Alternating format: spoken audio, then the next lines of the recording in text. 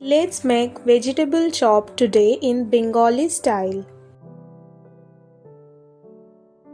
প্রথমে আমরা গাজর আর বিটকে ভালোভাবে গ্রেট করে নেব।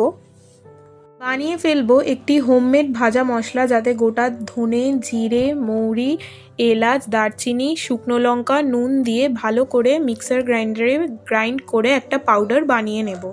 এখানে সেদ্ধ করা আলুগুলোকেও গ্রেট করে নেব, যাতে কোনো লাম্পস না থাকে। এরপর সর্ষের তেলের মধ্যে আদা বাটা আর লঙ্কা কুচি ভালোভাবে ভেজে নেব, যতক্ষণ না কাঁচা গন্ধটা যায় আদার। গ্রেট করে রাখা গাজর আর বিট ভেজে নেব। দিয়ে দেব কিছুটা সবুজ মটর বা কড়াইশুঁটি। মিনিট মতো নেড়ে নেওয়ার পর দিয়ে দেব ভাজা বাদাম। সেদ্ধ করে রাখা গ্রেট করা আলুগুলো দিয়ে দেব এই মিক্সচারটির মধ্যে, দেন ভালোভাবে মিশিয়ে নেব এগুলিকে একসাথে। এরপর দিয়ে দেব স্বাদ মতো নুন, স্বাদ মতো চিনি। ভেজিটেবল চপ আমরা সাধারণত মিষ্টিই খাই। দিয়ে দেব ভাজা হোমমেড মশলাটি। দিয়ে দেব কুচানো ধনেপাতা আর 1 চামচ মতো ব্রেড ক্রাম্বস আর সাথে একটু নুন।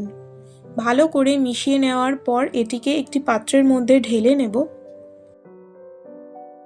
আবারও ছড়িয়ে দেব কুচানো ধনেপাতা আর বাইন্ডিংয়ের জন্য আবার দিয়ে দেব একটু ব্রেড ক্রাম্বস। বানিয়ে নেব একটি লিকুইড ব্যাটার, যার মধ্যে দিয়ে দেব ময়দা, 1 চামচ বেসন আর 1 চামচ মতো কর্নফ্লাওয়ার আর জল দিয়ে ভালোভাবে একটি ব্যাটার তৈরি করে নেব। দেন হাতে ওই বিটের মিক্সচারটা নিয়ে ভালোভাবে শেপ করে নেব। সাধারণত মিষ্টির দোকানে ভেজিটেবল চপের সাইজ এরকমই হয়।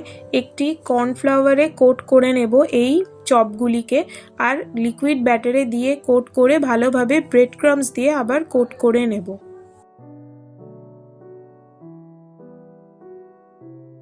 কড়াইতে বেশ কিছুটা রিফাইন্ড অয়েল ঢেলে নেব, তার মধ্যে চপগুলিকে ভেজে নেব একে একে।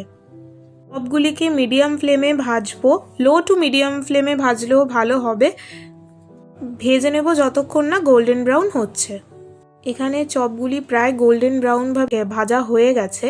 যেহেতু প্রথমবারের জন্য এই চপগুলি বানিয়েছিলাম, তাই জন্য সিঙ্গেল কোট করেছিলাম আর একটু ফেটে ফেটে গেছিলো, তাও সব চপ ফাটেনি।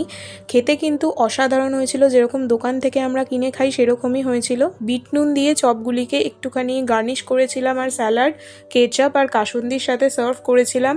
কাসুন্দির সাথে এই চপ খেতে কিন্তু অসাধারণ লাগে। তাই দেরি না করে তাড়াতাড়ি বানিয়ে ফেলো আর বিকেলবেলা গরম গরম চায়ের সাথে সার্ভ করো এই ভেজিটেবল চপ। আমাদের যদি বেশি তেল খাওয়ার সমস্যা হয়ে থাকে, তাহলে কিন্তু এয়ার ফ্রায়ারেও এই চপগুলিকে ভেজে নেওয়া যাবে। তো দেরি না করে চটপট বানিয়ে ফেলো।